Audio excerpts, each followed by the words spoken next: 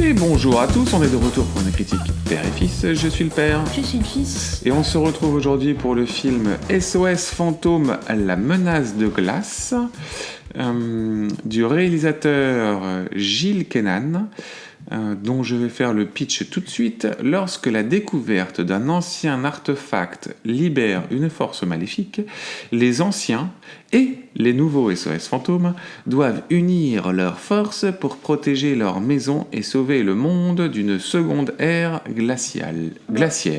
Oui. Pour le coup, c'est ça. Oui. On est d'accord ? Il n'y a pas grand-chose à dire.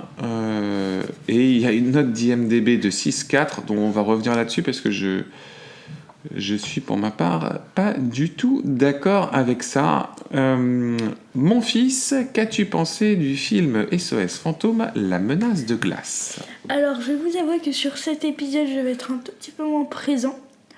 Parce que j'ai un call dans... Non, je rigole. Non, j'ai énormément dormi sur ce film, donc je suis moins...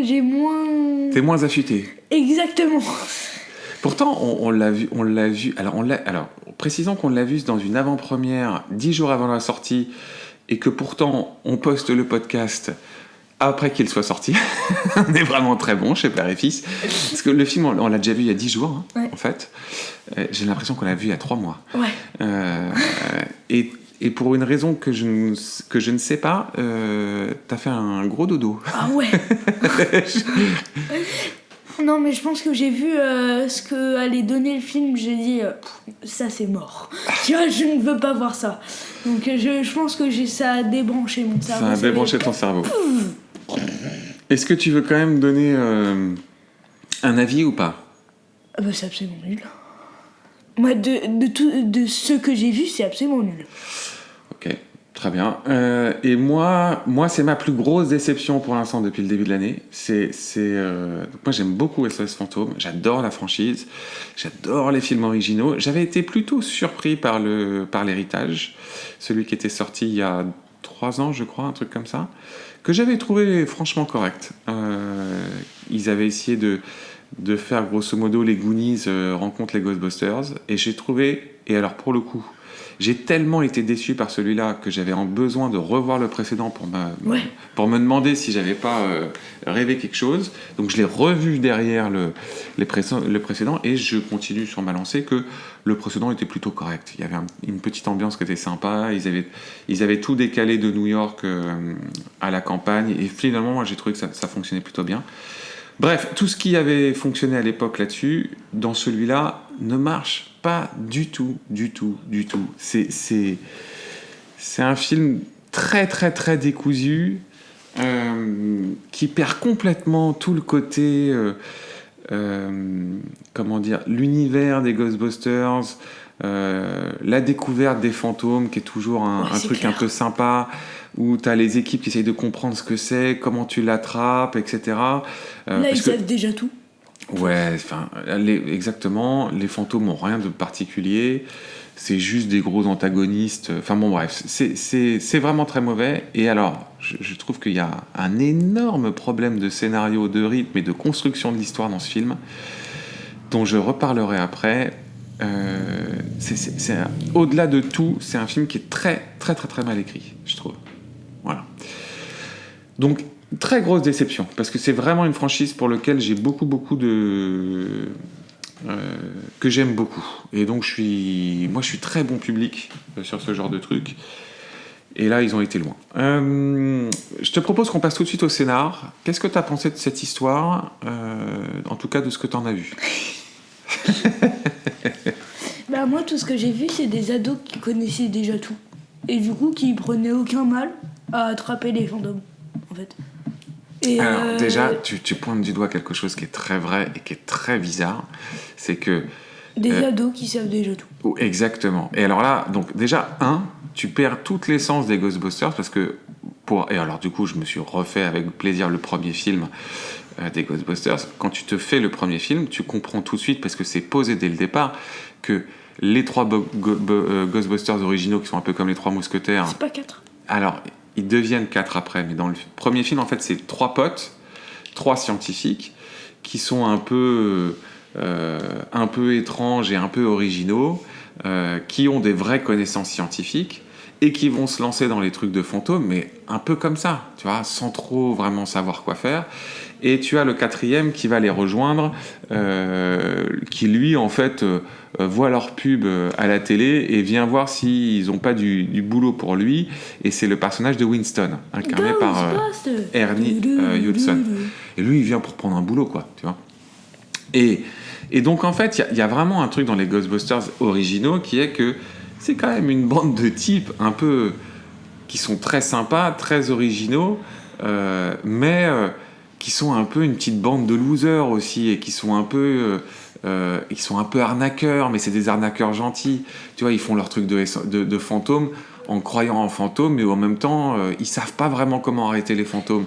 Et à chaque fois qu'ils se retrouvent quelque part, moi je me rappelle dans le premier, parce que maintenant c'est vif en plus, toute la séquence où tu as la première confrontation avec les fantômes dans la bibliothèque, bah, c'est une séquence, si tu veux, où ils arrivent, ils savent pas trop où chercher, t'as des premières apparitions du fantôme avec les livres qui bougent, les trucs, enfin tu vois, t'as une construction, et puis ils se retrouvent face aux fantômes, ils savent pas exactement comment faire, de tête dans celui-là, c'est le glouton qui va apparaître à un moment donné, enfin bon bref, et puis chaque fantôme a sa caractéristique, a son but, a des choses différentes, et c'est ça qui est génial, c'est toute la galerie de personnages, un peu dans le côté Famille Adams, tu vois, ou dans le côté Beetlejuice, c'est-à-dire t'as des caractéristiques différentes, et c'est un univers que tu découvres. Il y a aussi un petit côté Harry Potter, tu vois, t'as des créatures particulières, et c'est ce plaisir-là, en fait, que t'as, c'est de projeter ces personnages que tu trouves qui sont gentiment naïfs, drôles, un peu bébêtes, mais que t'adores tout de suite, quoi, tu vois, et les projeter face à des antagonistes où à chaque fois ça va renouveler les choses et ça va être différent. Et alors là, dans celui-là, eh ben c'est pas du tout ça, parce qu'en fait, comme tu viens de l'exprimer, c'est une bande d'ados, ils savent tout. Et en fait, ils se retrouvent tout le temps projetés face à des trucs et ils te disent tout de suite, ah non mais, ok, pas de problème, en fait c'est exactement ça qu'il faut faire. Et alors le personnage de l'ado, de la gamine, qui pourtant dans le précédent, qui était dans le précédent, qui était plutôt sympa, dans celui-là ils l'ont écrit, mais elle est insupportable parce qu'elle parle à tout le monde comme si tout était évident. Elle parle comme on parle sur internet, tu sais. Ah bah oui, c'est évidemment ça. Ah bah si toi t'en penses pas, t'es trop bête. Avec ses parents, et tu te dis mais ça n'a rien à voir avec les Ghostbusters, ça. C'est juste une ado, enfin, t'as envie de lui mettre des baffes à la gamine, quoi. Redescends sur Terre. Et du coup, pour moi, tu casses ton truc parce que le principe même des Ghostbusters, c'est que c'est des gentils losers que t'adores tout de suite. Et là, c'est pas du tout des gentils losers, c'est des gamins antipathiques qui se prennent très très au sérieux. Tu me suis sur tout ça ? Ouais. Donc ça, c'est le premier problème. Le deuxième problème, c'est tout le truc autour de la famille. On s'en fout complètement, hein. On est d'accord ? En fait, c'est une famille. Ils ont tout redécalé par rapport au précédent qui était à la campagne. Ils l'ont redécalé à New York. Donc ils refont des trucs à New York, mais bon, t'as toute la dynamique de la famille qui marche pas. Il y a une scène qui est complètement nulle, en fait. T'en as plein.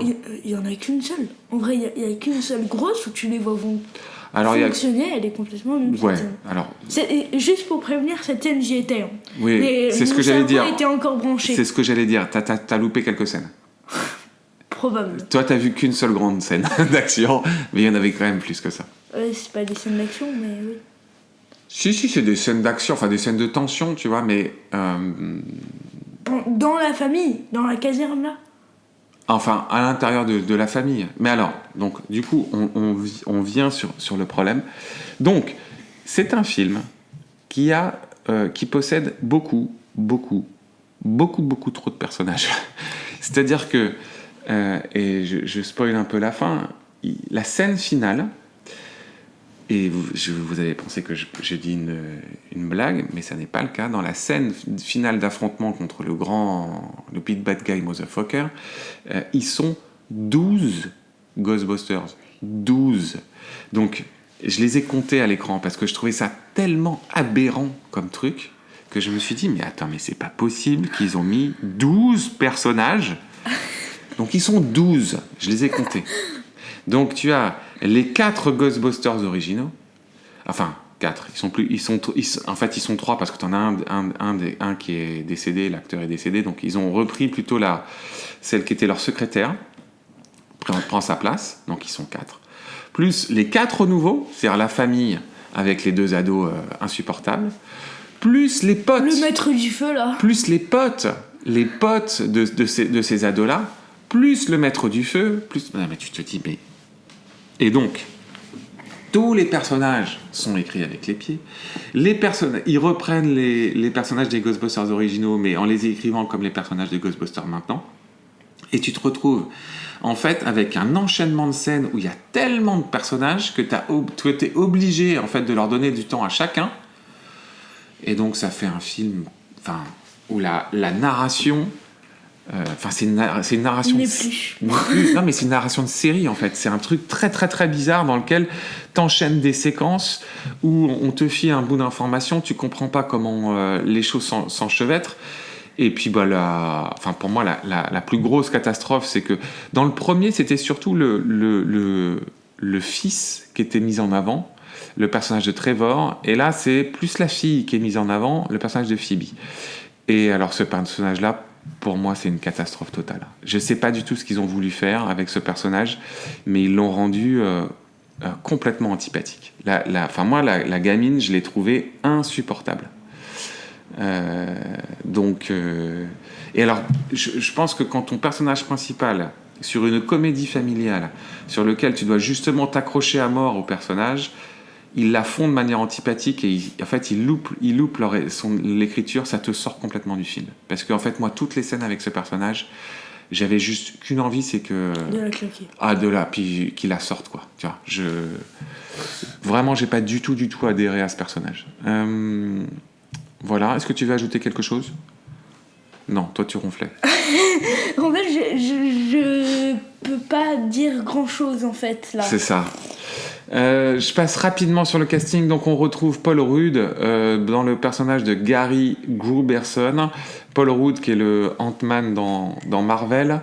On a Carrie Coon qui joue Cally Spengler, qui est donc la fille du personnage de Spengler, qui était le quatrième Ghostbusters original, mais qui est décédé, qui décède dans le précédent, dans l'héritage, ce qui pousse en fait... C'est pas la mère ? Si, c'est ça. C'est la mère, ce qui la pousse, elle et ses 2 enfants, à déménager à la campagne, dans la maison de son père. On a ensuite les 2 enfants, Finn Wolfhard qui joue Trevor Spengler, et McKenna Grace qui joue Phoebe Spengler. Trevor, je l'ai trouvé franchement très drôle. Alors, mais Trevor, il est pas mal. Mais il a plus beaucoup de place. J'ai vu beaucoup de scènes, j'ai vu toutes ces scènes avec Glouton, tu vois.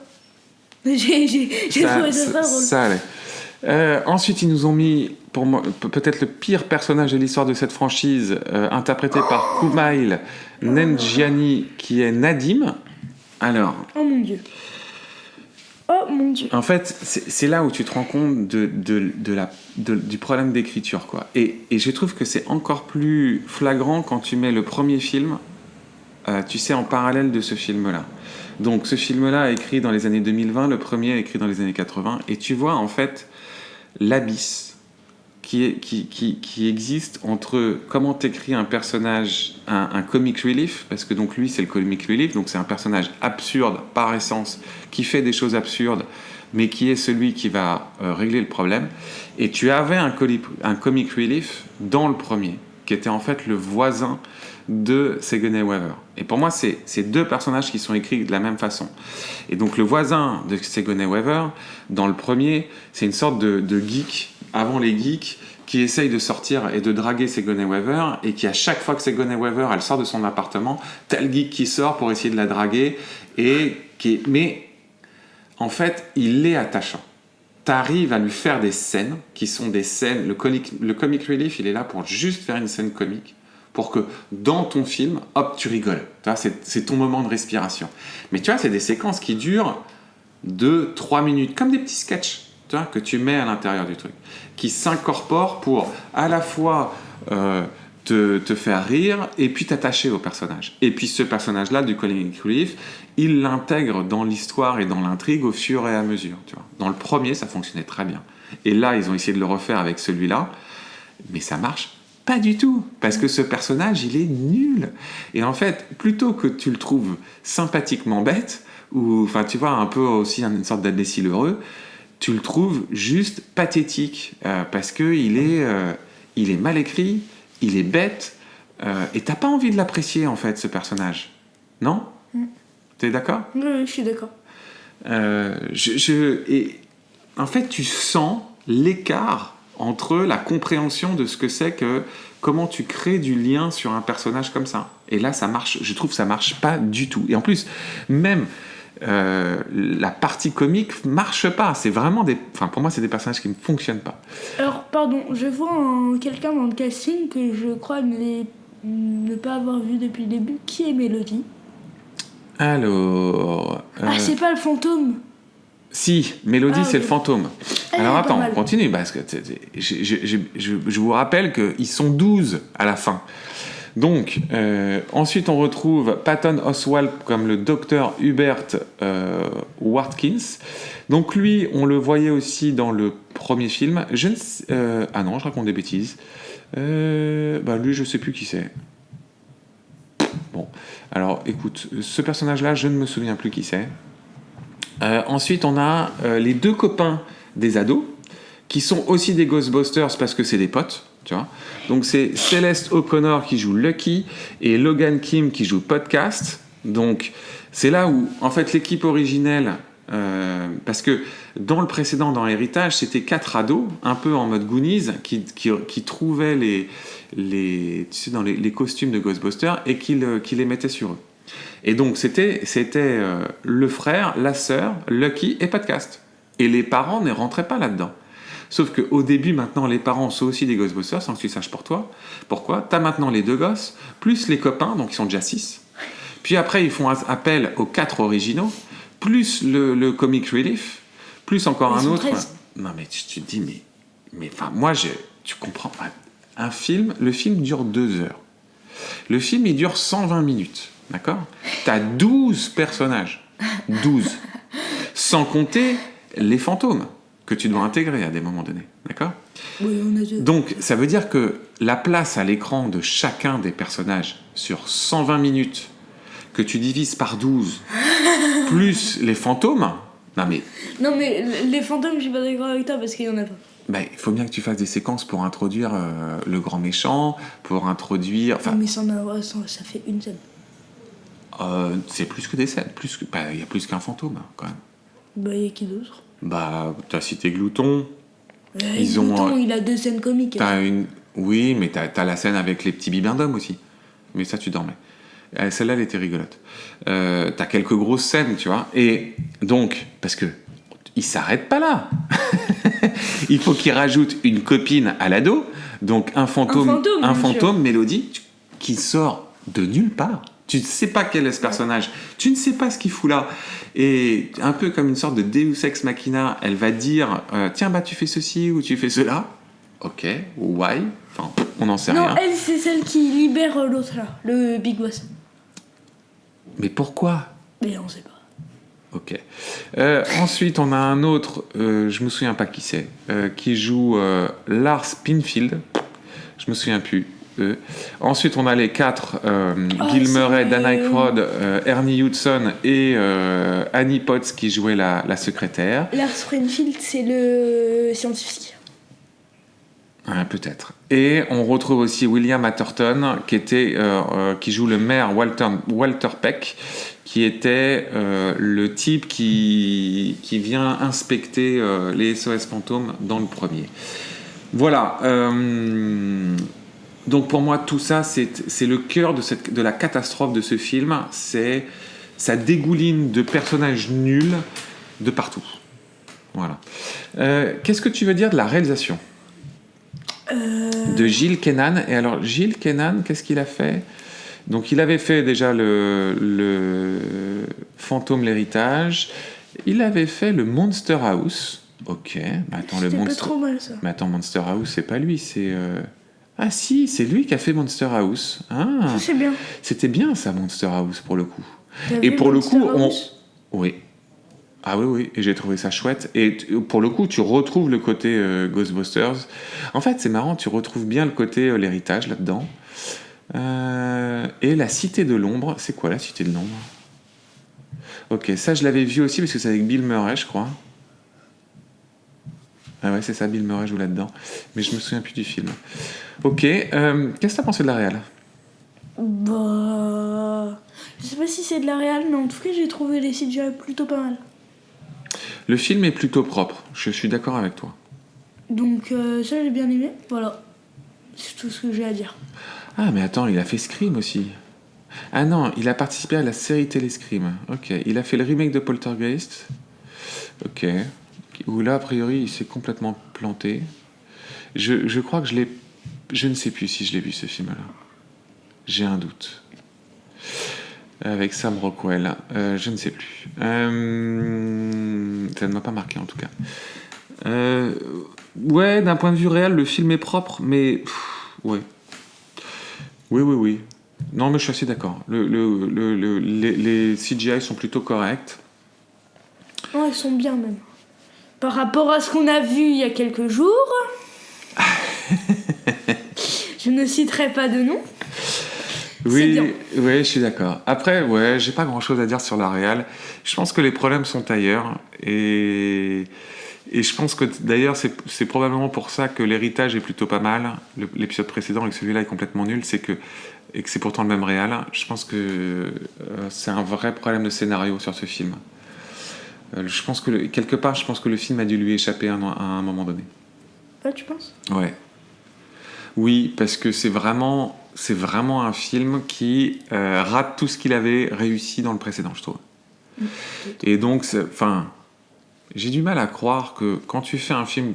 Alors, c'était pas un chef-d'œuvre, hein, et loin de là, le SOS Fantôme, l'héritage, mais je trouve que ça fonctionnait bien. Enfin, moi, j'avais passé un bon moment. Tu arrives à faire un truc plutôt correct, et là, c'est une vraie catastrophe. Il se passe à un moment donné, il se passe un truc, quoi. Tu peux pas... Enfin, ça me paraît normal, tu vois. Après, il y a le scénariste. Hein, oui, mais c'est ça. Je pense que tu as le scénariste, les producteurs, et puis que le film lui a échappé. Parce que faire une scène à la fin où tu as 12 personnes, tu vois, enfin, je veux dire, c'est en mode Avengers Infinity War, quoi. Tu vois. Donc, c'est... je peux pas croire qu'il s'est dit « Ah ouais, c'est une super idée ». Non, tu vois, je pense qu'à un moment donné, il a dû vraiment... Non, c'est vrai. Ouais, j'en sais rien, mais je pense pas. Voilà. Peut-être. Pour quel âge ? Ouais, c'est tout public. Ouais, je suis d'accord, c'est tout public. C'est plutôt bon enfant. Mon fils, est-ce qu'on conseille SOS Fantôme, la menace de glace ? Absolument. Absolument ? Pas. Oui, je suis d'accord. Une note. Je sentais que t'avais envie de mettre une note. Non, moi, pour l'instant, c'est ma plus grosse déception de l'année. Donc voilà, moi je suis clair et net. Ça m'a... dégoûté. Ça m'a vraiment saoulé, ce film. Une note. J'étais pas content. Une note. Je lui mets 2 sur 10. 2 sur 10, ça fait 4 sur 1, ça pique. Ouais. Non, vraiment, j'ai trouvé ça très mauvais pour une franchise que j'adore. Ok. Et toi ? Moi, je vais être plus gentil, je vais lui mettre un 5 sur 10. Ah, c'est moche. C'est une vengeance par rapport à l'épisode de King Kong. Ouais, très bien, tu sais quoi, je prends. Mais comme nos auditeurs ne sont pas bêtes, ils ont bien compris que tu as fait un gros dodo donc, pendant ce film. Donc, en fait, tu notes le confort que tu avais pour roupiller. C'est ça ? T'as passé une bonne sieste, quoi. Hein ? Au revoir, c'est ça. Bon, les amis, est-ce qu'on fait un menu ? Non, pas de menu. J'ai envie de te dire, est-ce qu'on en a un ? Non, on n'a pas de menu. Bah voilà. Quand on n'a pas de menu, on ne fait pas de menu. Pas bête. Pas bête. Bon, à bientôt. À bientôt. À bientôt.